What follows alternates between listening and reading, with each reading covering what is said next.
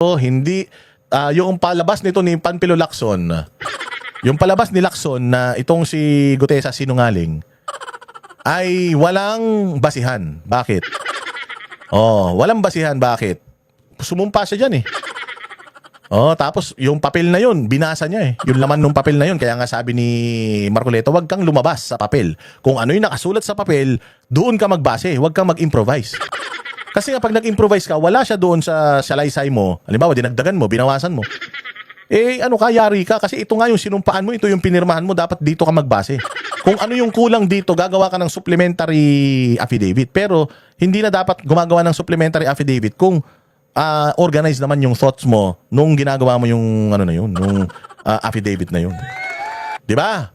Talaga mga kayo mga loko-loko kayo eh. Ito pakinggan natin sinasabi dito ni Marcoleta patungkol diyan sa issue na 'yan ng sino ba ang pinaka-credible na testigo diyan sa flood control. Natin ng mas dagdag na emphasis, nabanggit nyo na kanina. Gaano ba ang importansya itong si Gutesa? Bakit mukhang ito ang pinaproject ngayon? At mukhang talagang seryoso silang i-discredit si Gutesa. Hanggat maaari lang, siguro sa susunod na pagdinig, wag na itong lumutang eh. Kasi hindi na matagpuan ngayon at hindi na malaman kung saan nila hahanapin. Diyan mo makikita ang kahalagahan ng testimony ni Gutesa. Ayun, Kung naalala mo, nung nag-deliver ako ng privilege speech sa plenary, sabi ko, si Orly Gutesa, ang pinaka-credible na witness sa pagdinig na ito. Ang totoo niyan, sabi ko, sa aking palagay, si Gutesa mas credible kaysa sa marami dito sa ating kapulungan. Sinabi ko yun. Napanood ko po yun. At sa aking palagay, si Gutesa ay mas matapang kaysa sa karamihan natin dito sa kapulungan ito. Kaya ganun na lang ang ginagawa nila. Kung makikita mo, lahat ay nagsisikap. Itong mga taong ito, nagsama-sama sila para sa ganon, i-discredit nila. Dahil dito sila natakot eh. Sabi ko nga sa'yo, napaka-credible ng kanyang testimony. Imbes na ipatawag yung mga taong binanggit niya. Halimbawa, binanggit niya si Congressman Eric Yap. Nakita niya siya nagdala ng pera ron. Tinawag ba si Eric Yap? Hindi tinawag eh. Hindi ba pinakamaganda ron tatawagin mo para kung gusto mong baliwalain, i-discredit si Gutesa, paharapin mo si Eric Yap, siya mismo magsasabing hindi po totoo yan. O iharap mo. Tinawag niya rin yung, sabi niya, yung nagbibilang at tumatanggap ng pera sa bahay ni Saldico, diyan sa Valle Verde, ay isang taong nangangalang John Paul Estrada. Tama ba, Estrada? At saka Mark Texay. Bakit hindi mo ipatawag yun? Isip-isipin mo, napunta tayo doon sa pirma ng abogadang nagnotaryo. Samantalang yung malalaking tao na mag-uugnay, kung totoo o hindi, yung nga natin mababalasa kung totoo nga sinasabi ni Gutesa, ipatawag mo. Ayaw nila ngayon. Takot na takot sila ngayon. Ayun. So, indication na itong si Ping Lacson, meron talaga siyang pinoprotektahan. Na kaya hindi napunta sa iba, hindi pumayag yung mga amo nila na mapunta kay Tulfo. Kasi bagito si Tulfo eh. Hindi kayang iraos ni Tulfo yan. Kaya nga walang tumatanggap sa majority ng posisyon ng Blue Ribbon because napakahirap ng trabaho. Anong trabaho ng Blue Ribbon? Sa nakikita natin hindi ko sinasabing totoo ito. Pero sa nakikita natin, ang magiging trabaho ng Blue Ribbon is ilihis yung issue sa totoong may kasalanan. Sino? Saldico, amo ni Saldico na si Romualdez at amo ni Romualdez na si Bongbong Marcos. Yun talaga ang tatakbuhin ng investigasyon na ito. Na walang pwedeng gumawa nun kung hindi hardcore at sanay na sanay sa saywar na si Panfilo Lacson. Siya lang si Tulfo, sa tingin mo kaya niyang gawin yan? Mahuhuli mo si Tulfo, tanga yun eh. Umpisa pa nga lang, pagbukas ng bibig, breaking the law na kagad yung sinasabi. At saka may kaso pa siya. Na baka matanggal pa siya sa pagkasenador. Sana naman. Hindi ba? Kaya ibinalik nila yan kay Lacson kasi si Lacson talaga yung magaling sa paglilihis-lihis. Galing tumakas niyan eh. Di ba? Yung kaso nga niya eh. May warrant of arrest na siya, natakasan niya pa eh. Di ba? Anong ginagawa ng mga mainstream media, troll farm, at saka ng mga administrasyon para hindi mapunta doon kay Bongbong yung issue ng flood control. Kakanayin nila si Gutesa. Malalaman mo na kapag kayong post mo sa Facebook, nakasakit sa almoranas nila, Pag tinamaan sila ng post mo, makikita mo yung troll, ang dami. Mga Vietcong, mga Indiano, mga Thailander, ganun. Oo, putang ina to mga to. Hindi mo mga Pilipino, yung mga account, putya, puro lock profile, cartoons yung muka, yung mga pangalan, iba yung karakter. O doon mo malalaman kapag nasa tamang landas ka. Kaya nga ako, kapag may post sa Facebook at ang dami kong basher, tawa akong tawa eh. Tuwan-tuwa ako, ibig sabihin, mga bossing, nararamdaman nila yung ano mo, nararamdaman nila yung presensya mo, ibig sabihin, nasa tamang landas ka ng pagbatikos. Pag inactivate na nila yung kanilang troll farm, yung kanilang troll army, ibig sabihin, nasa link mo yung mga, ano nila, pigsa. Oh, kaya ito, tinan nyo yung style, ayon kay Marcoleta, nangyari rin sa kanya. Kahapon, Jen, Opo. ito yung pinakahuling ginagawa nila para i-discredit nila si Gutesa. Opo. Okay. Merong post sa isang page na kung tawagin ay Kabayan Patrol. Nako. Sinirculate ito across sa social media. Ito yung nakalagay na post na kung pwede na si Direk. Ayan. Ayan, sinasabi niya, Orly Gutesa breaks silence. Pinilit lang ako nila Defensor at Marcoleta. Aha. Isip-isipin mo yan, Jen. Gutesa admitted that he was forced to sign a fake affidavit against Speaker Romualdez out of fear and pressure. Ito, nakuha na namin kung sino yung gumawa nito eh. Yung page mo mismo. Yung Opo. page na ito, ang ginagamit niya diyan ay mga troll farms ha. Makikita mo na troll farms kasi pinakita nila rito, ang mga accounts ay Vietnamese eh. Ganun po. May Vietnamese accounts, karamihan ha. So Oo, kung nako. halimbawa sa 1,500, Yan, so nagma-mind conditioning na sila. Galawang ano yan, komunista yan.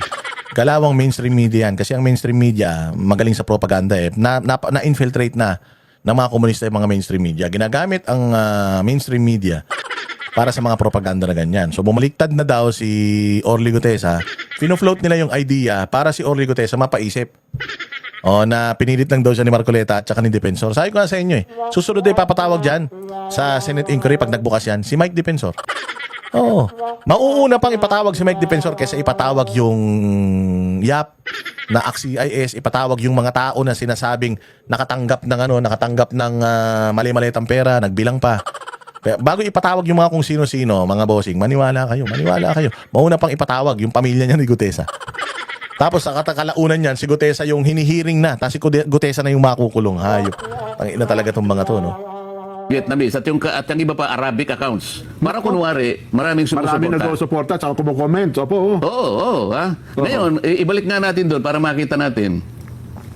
Kung makikita mo doon sa bandang ibaba, right Opo, side, opo. nakalagay Kabayan Patrol. Kabayan Patrol. Yes po. So parang ginamit pa yung logo nung station, opo, oo. isang TV station. Para magmukhang totoo. So nakikita nyo ngayon kung ano ang kanilang pakay. Opo. Gumagawa ng isang bagay na hindi totoo. Pinilit namin ni Mike Defensor si Gutesa para gumawa ng isang salaysay. Yan ho lumilitaw dyan. O isang bagay na kabaligtaran. Ngayon, anong pakay ng mga... Hindi lang ito dyan, ha? Opo. Kasi, kung punta tayo sa pangalawang slide dyan. Yan. Ayan. May requirements ang Meta kasi dyan, yung Facebook, na bago ka makapag-publish ng ads, kailangan meron kang makikitang meron silang mobile number, no? Yes po. Para magbabayad. Pinacheck ko yung mobile number. Ito ay nakarehistro sa isang tao na nagngangalang Luis Orbon. Ayan, oh. Luis Orbon. Oo. Okay. So isa sa pangalawang requirements ng Meta, kailangan meron kang email. So makikita mo dyan yung email nila. Ayan, oh. Hello at cdgminds.com. Ang ano kasi, yung ang ginagamit nila ay CDG. Ang advertiser is CDG Media Minds. Yes. Ayun makikita mo, no? So yung phone number nakarehistro kay Luis Orbon. Ayan ang email nila. At ang website nila, nandyan din dyan, mababasa mo, cdgmediaminds.com. Opo. Ang address nila ay Pasig City, NCR. Yes po. So, kung nakikinig si Luis Orbon din, Kung totoong tao man yan. nagtatago bilang CDG Media Minds sa anino ni Luis Orbon. Huwag ka na magtago sapagkat alam mo, kilala kita. Akin mo ba? Kilala niyo ba? Masyado namang babaw ang pagtatago kasi nila eh. Halatang halata. Akala ba ganun nila? mo ba? Alam mo, Luis Orbon, siguro maaring na-underestimate mo ako na hindi ko kayang suriin kung nasaan ka o kung sino ka. Oo nga. Makukuha kita eh. Maghintay ka lang. Kasi akala nyo, hindi kayo marunong sa computer, Sen, at saka hindi kayo marunong sa social media, no? Hindi nga ako marunong, pero may pamamaraan naman. Ayan, tama po kayo. May pamamaraan tayo dyan, di ba? Ngayon, puntahan natin yung ibang slide natin. Yan. Ayan itong CDG Media Minds ay nag-handle ng 4 na pages sa Facebook yan. Bukod doon, meron pa sa iba. Kaya sila ang sabay-sabay na nag-launch ng fake news campaign Opo. at binuboost nila, binabayaran nila laban kay Orly Gutesa. Ayan, makikita nyo isa-isa yan, ano? Yung number 1, ito yung Kabayan Patrol. Ayan, nakikita mo. Ang pangalawa, dapat alam mo. Sabi niya, Ayan, no? opo, Ayan, dapat nakikita alam mo, niyo yung, opo. yung kanilang post. Ayan, no? Yung pangatlo, Balita on the go. Ayan. Ayan, opo. Yung pang-4, Chips of Staff. Chips. So dito mo palang makikita na meron talagang sistematiko na organisasyon na binabayaran para sirain ang reputasyon ni Gutesa. Ang tanong, Membro ba si Lacson ng organisasyon na to? Kasi ito ang ini-echo ni Lacson . Kumbaga si Lacson magpapa-interview, ito yung sasabihin niya, mga post post sa social media. Tapos sa likod nun, merong mga nagbabayad, sponsored. May mga nagbabayad ng mga post na sinisiraan si Orly Gutesa. Bakit mo sisiraan si Orly Gutesa? Sino ba ang kalaban ni Orly Gutesa? Hindi si Lacson. Si Romualdez at saka si Zaldico. So ibig sabihin, itong sponsored na to, yan nasa screen nyo, sponsored, nagbayad nagbabayad ka sa social media para yung iyong post mapunta sa maraming tao. I-offer sa maraming tao. Lumabas sa feed ng maraming Pilipino sa buong mundo. Magbabayad ka. So sinong gago ang magbabayad para sirain yung isang pribadong tao na hindi man balak tumakbong politiko? Kabayan Patrol, Balita on the go, dapat alam mo, Chiefs of Staff. Iisang tao lang ang nagpopondo. Nag-i-sponsor, nagbabayad para maipost, mailathala itong kanilang mga istoryahe. Papaanong gagastos ka ng ganitong kalaki para lang sirain mo si Orly Gutesa? Ibig sabihin, pag sinira mo si Orly Gutesa, tao ka nung kalaban ni Orly Gutesa. Sino ba yung kalaban ni Orly Gutesa? Zaldico at saka si Romualdez. Ang tanong, kaya ba kayo nagnakaw ng ganung kalaki? Kasama ba doon sa inyong mga nakulimbat yung mga pinambabayad nyo sa mga pages na ito? Kasama ba sa mga nakuha nyo, nakamkam nyo na pera ng taong bayan, itong mga ibinabayad nyo sa sponsored posts na paninira kay Gutesa? Bakit si Gutesa? Dapat itong iniimbestigahan mo, Lacson. Bakit merong negative campaigning or black propaganda against Gutesa? Sino ba si Gutesa? Imbestigahan mo, Lacson, saan galing yung mga pera na binabayad para sirain si Gutesa?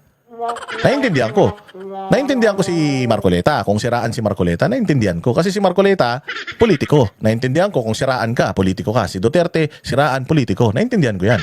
Kung magbayad yung administrasyon ng mga troll army at saka ng mga vlogger para murahin si Inday Sara, I will understand. Why? Kasi kailangan nyo talagang sirain yung mga kalaban nyo sa politika. But Gutesa, tumatakbo ba tong senador? Tatakbo ba tong congressman sa balang araw? Hindi . Ang tanging ginagawa ni Gutesa, ibisto yung mga pagnanakaw ninyo. So pinatitigil nyo si Gutesa na ibisto yung mga pagnanakaw nyo. Kaya itong CDG Media Minds na ito, ayan, Senator Marcoleta, imbestigahan mo yan para malaman natin sino nasa likod niyan. At sigurado ako, magte-take down na itong mga buwaka ng inanto ng mga pages nila. Sigurado ako dahil mabibisto talaga sila. Kala nyo kasi tanga yung mga yung mga bumabati ko sa pamalan . Staff. So ito ay puro fake news campaign. Okay. Anong pakay ng mga taong, bakit sila gagawa ng ganito? Ito yung sinasabi ko sa iyo na pangalawa na undermining the whistleblower. So lahat ng kaparaan ang gagawin para pagtakpan, para ilihis, para iligaw ang mamamayan. Ang mga taong ito ay, ang kanilang maaring pakinabang dito ay yung taong pinagsisilbihan nila. Siyempre po, kumikita sila dyan doon sa mga taong napagtatakpan ng kanilang paglilihis. Yung kanilang agenda, opo. At para iligaw ang ating mga kababayan na maring maisip nga nila na, ganun pala yun, ganito pala yun. Oho. Kaya natin dinidiscuss dyan para malaman ng taong bayan na ito'y puro fake news na ginagawa nila para magtakip, para isalba, para proteksyonan Oho. ang mga nasa likod ng mga iniimbestigahan natin. At kung nanonood ba yun, nabasa mo ito ni Gutesa, baka humina ang loobin, ho. Oo. Kasi puro, nasaan si Gutesa, nasaan si Orly. Pare-parehas yan, ho. Iba't ibang uri ng ads. Puntahan natin yung isa pang slide direct. Ayan, tingnan mo yan ha. Iba't ibang uri ng ads na puro paninira, iisang target. Si Marine Sergeant Gutesa Oho. at ako. Yan, ay may git na 10 ads yan, Jen. Ano? Ito ay ni loans. October Magmula 24. no October 24 hanggang October 29. So talaga palang ano, no? So, Oo. ito pa. Alam mo, ang kanilang ginagasta bawat araw, Opo. merong range from 500 pesos to 4,000 pesos. Ayun, oho. So, gagasta sila. Noong una, medyo nagtitipid eh. Kasi 500 pesos lang. Ngayon, mga cheap naman itong mga ito eh. Manlilin lang ka lang, galingan mo na, di ba? Oo naman, oo. Ngayon, siguro naisip nila, teka, baka kailangan nating pag-ibayuhin. Binubus so, na umaabot gusto, no? hanggang 4,000. Binubus nga sila. Opo. Ang tinatarget nilang audience hanggang 1 million. 1 million users or more. Oo. Yes po, oo. So, ang gastos nila, sa loob ng isang buwan, umaabot ng between 20 to 30,000 pesos. Kasama yung boosting din. Oo. So, ano ang pakay nila? Oo. Manlin lang. Mailigaw ang taong bayan. At So, ang talaga, gastos oo. ay ganun karami para sa ganun patakbuhin yung kanilang mga ads. So kung mga ganon, times 10, kasi mga 10 pala, iba't ibang lugar saan, no? Ibubus nilang lahat. Mamalak kahit pa So, paano. gumagasta sila talaga. So, Opo, oo. sa uling slide, pakita natin para makita natin. Itong mga slides na to, Jen, makikita mo, pinamonitor ko yan magmula ng January 2025. Opo. Mga post ito, Jen, na puro papuri sa administrasyon. Yon. So, huli.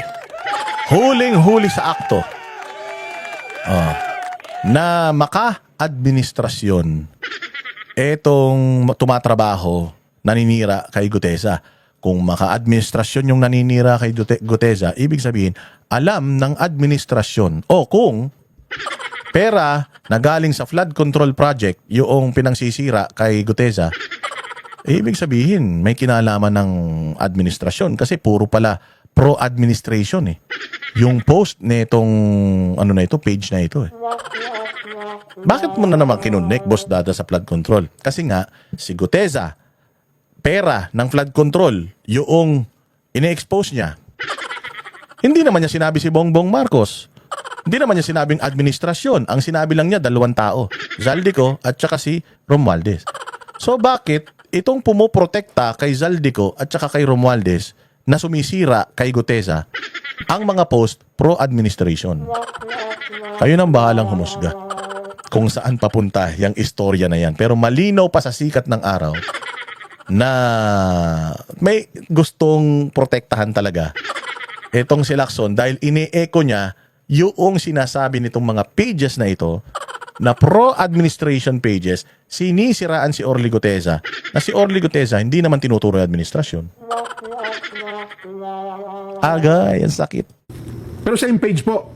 Same page. Same page, Oo. oo.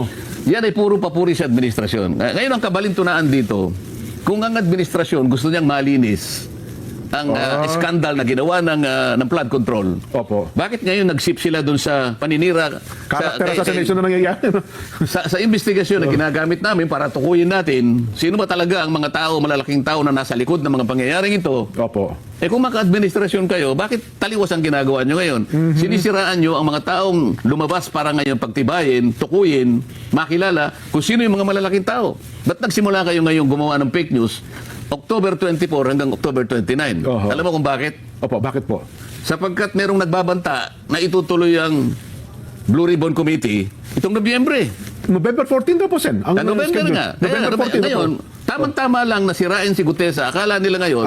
So, kapag pinatawag si Gutesa ngayon, sirang-sira na siya. Akala ngayon ng tao, wala na yan. Discredited na yan. Yun ang kanilang objective. Yon. So, doon papunta yung ating sinasabi. First time ko rin napanood to First time ko napanood habang sinasabi ko sa inyo. So, nagtutugma yung ating haka-haka, yung analysis natin kay Senator Marcoleta. Bahala na kayo kung paano nyo gagamitin itong mga impormasyon na ito.